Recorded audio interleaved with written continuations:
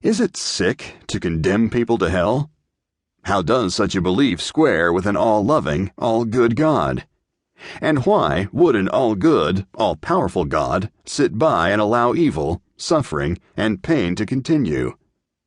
If any father failed to rescue his children from excruciating pain and suffering, we would indict him for cruelty. Yet we give our Heavenly Father a pass. That's because we believe without evidence, say the new atheists, God is just a figment of our imaginations. Science, reason, morality, and evil say so. Since atheists use arguments from science, religion, morality, and evil to support atheism, God must be dead, right? No. There's a fatal problem with all of those atheist arguments against God. They are stolen from God himself. The new atheists have been led by Oxford zoologist Richard Dawkins, Stanford-trained philosopher Sam Harris, and the late British journalist Christopher Hitchens, among others. After the Twin Towers fell on 9/11, these new atheists rose to attack religion and belief in God. They attack with several powerful intellectual weapons. Richard Dawkins wields the sword of science to declare that anyone who believes in God is deluded. He writes in his bestseller, The God Delusion, "When one person suffers from a delusion, it is called insanity. When many people suffer from a delusion, it is called religion.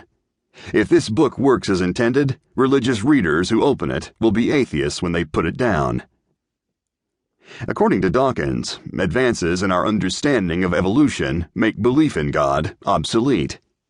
Darwin got rid of God as an explanation for the apparent design of life, and science will one day get rid of God as an explanation for the apparent creation and design of the universe.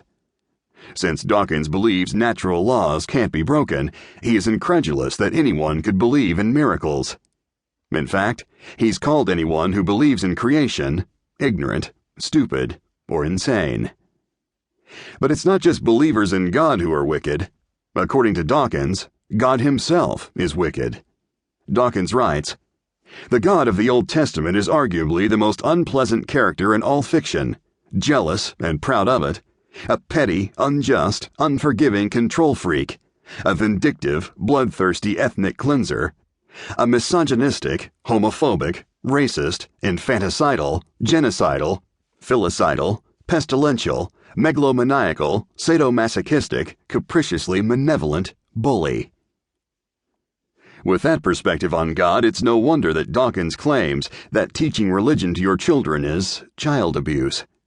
And if that kind of God really exists, why would you worship him? Despite that colorful rant about God being evil, Dawkins maintains in The God Delusion that evil doesn't really exist. Neither does good. For if God doesn't exist, then objective moral values don't exist. That's what Christians and other theists have long maintained by their moral argument for God. No God, no objective moral values. If there is no God, then all behaviors are merely a matter of preference and opinion. Some people like to murder, others don't.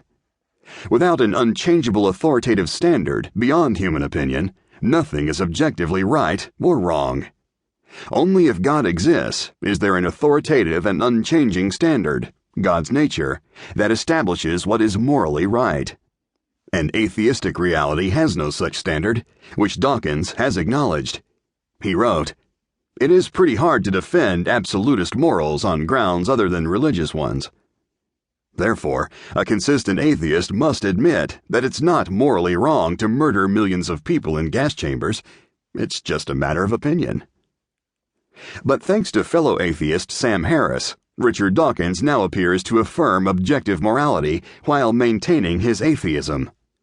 In his book, The Moral Landscape, Harris takes the position that objective moral values really do exist, and they can be explained without invoking God.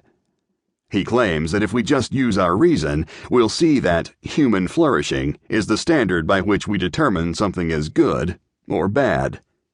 Anything that helps humans flourish is good. Since reason and science can tell us what helps humans flourish, there is no need for God to ground objective moral values